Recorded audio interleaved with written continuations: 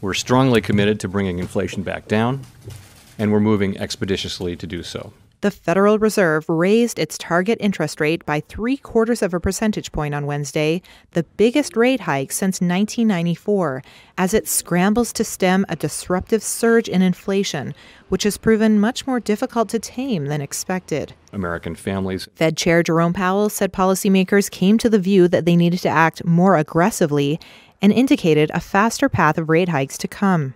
Clearly, today's 75 basis point increase is an unusually large one, and I do not expect moves of this size to be common.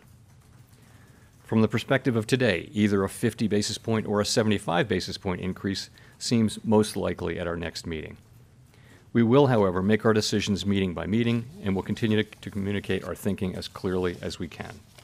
But with a tightening of monetary policy came an acknowledgement that the economy will slow as a result.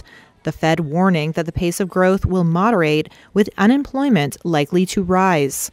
I think the bigger question is, Liz Miller, president of Summit Place Financial Advisors, warned the Fed's bold moves could lead to a recession. I think it's very hard to fight inflation with interest rates and not bring down economic activity. By definition, you are raising rates because you are trying to slow spending. That is the definition of an economic slowdown. Whether we get a soft landing, a recession, or we are already in the start of a slowdown, as I believe, there's going to be economic consequences here. But for now, it's a risk the Fed seems willing to take, as inflation has become the nation's most pressing economic issue, with household sentiment worsening amid rising food and gasoline prices. The Fed also seemed to be responding to growing alarm on Wall Street that the Fed was falling behind in its battle with inflation.